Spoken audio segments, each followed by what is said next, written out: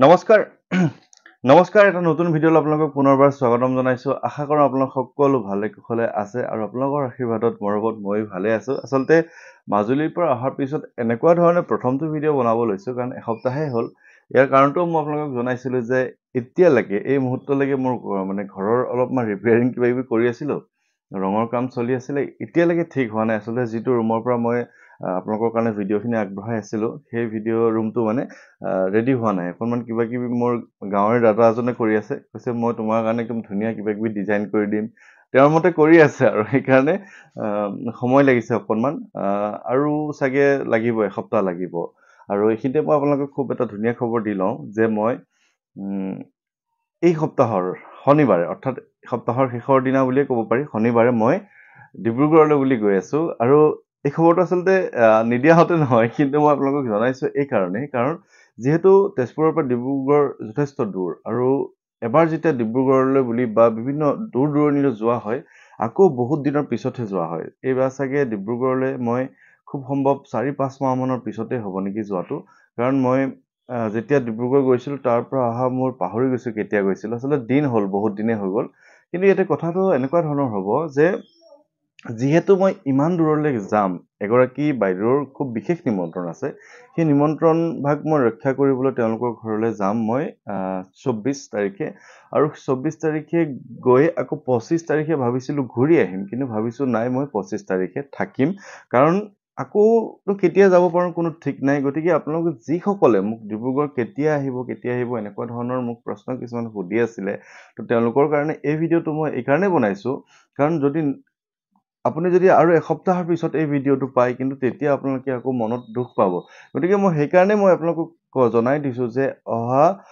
24 মে তাৰিখে শনিবাৰে মই যাম ডিব্ৰুগড়লৈ ডিব্ৰুগড়ৰ পৰা মই চাগে ডিগবৈলৈ যোৱাৰ এটা পৰিকল্পনা আছে দেওবাৰে তাৰপিছত সোমবাৰে আৰু মই ঘূৰি আহিম গতিকে যিসকলে মোক মানে তেওঁলোকে লাষ্ট টাইম যেতিয়া ডিব্ৰুগড় গৈছিলো তেওঁলোকে মোক নাপাইছিলে বা তেওঁলোকে মোক নিমন্ত্ৰণ জনায়ো তেওঁলোকৰ মানে মই মিলাব পৰা নাছিলো আসলতে তেওঁলোকে অনুগ্ৰহ কৰি কিন্তু অহা কালিলৈ মানে অৰ্থাৎ বৃহস্পতিবাৰৰ ৰাতিৰ ভিতৰত আপোনালোকে মোৰ সেই নিমন্ত্ৰণৰ নম্বৰটোত 9085093104 এই নম্বৰটোত আপোনালোকে নিমন্ত্ৰণ শব্দটো লিখি লগত সময় মানে আপোনালোকৰ যিটো ঠাইখনৰ নামটো লিখি আপোনালোকে কিন্তু মোক মেছেজ এটা দিবলৈ নাপাহৰিব কাৰণ কি হয় যে এইটো আপোনালোকৰ ভুল নহয় আসলতে যে সদায়নো মোৰ ভিডিঅ' চাবনে বা সদায়নো ইউটিউবটো আপুনি খুলিবনে কিন্তু যিটো সময়ত আপোনালোকে খোলে হয়তো সেই সময়ত কিন্তু ভিডিঅ'টো বহুত আগবাঢ়ি যায় বা আজি আপোনাক দিছো যে বৃহস্পতিবাৰৰ ভিতৰত খবৰ দিয়ক আপোনালোকে হয়তো দেওবাৰে চাব যিটো সময়ত ডিব্ৰুগড়ত থাকিম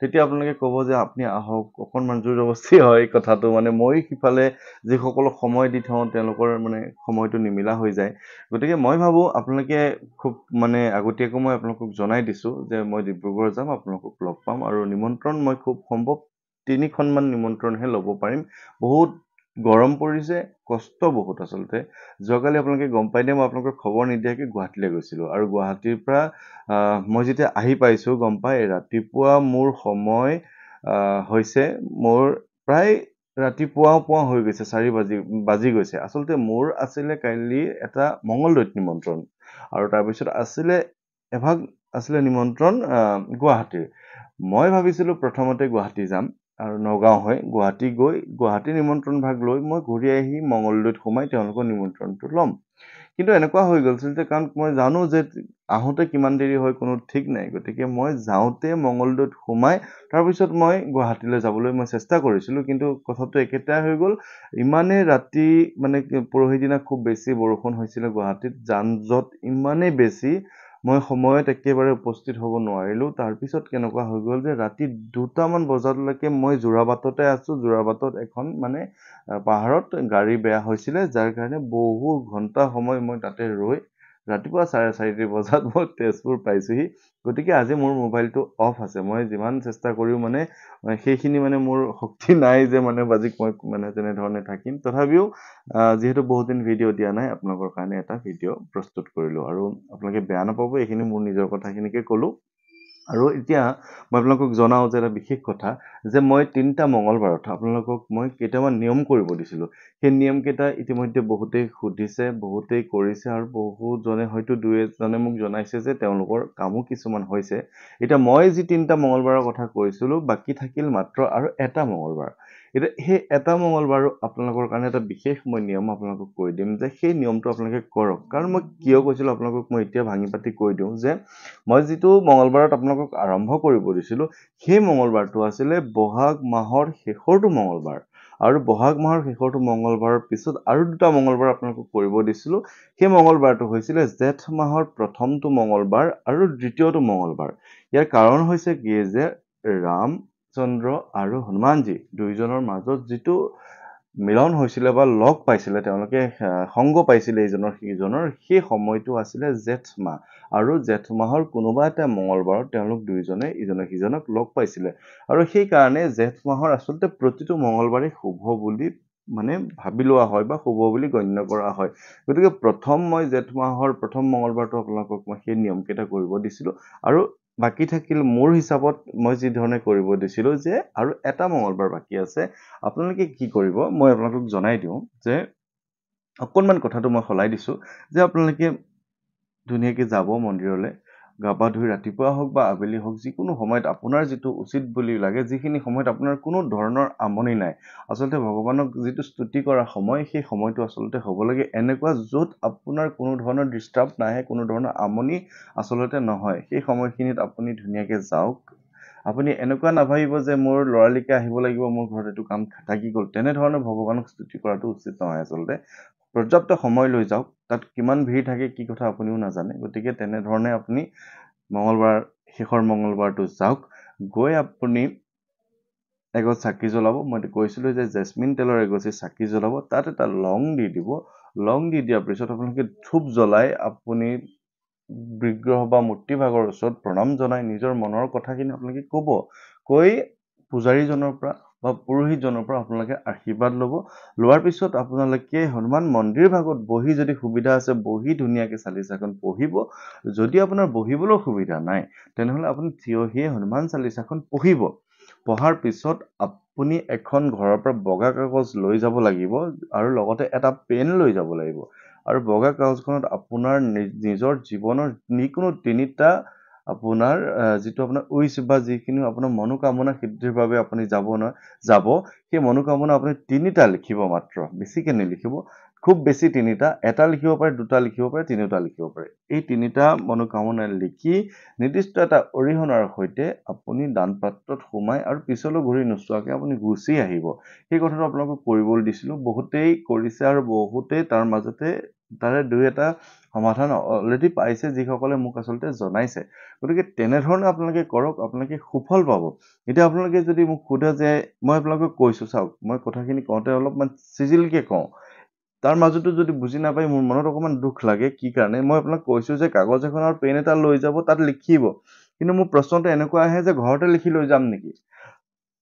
মই যিহেতু কৈছোঁ কথাটো বা আপোনালোকে মোৰ ভিডিঅ'টো সম্পূৰ্ণকৈ নাচাই পেলাই আপোনালোকৰ কথাটো কনফিউজ হৈ যায়।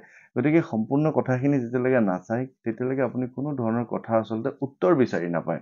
মোৰ যিখিনি আপোনাৰ মনত খোকোজা লাগি আছে এই মঙ্গলবাৰৰ দিনটোৰ কথা, এই উত্তৰখিনি আপোনালোকে ইয়াতে ধুনীয়াকৈ ভিডিঅ'টো চালেই গম পাব।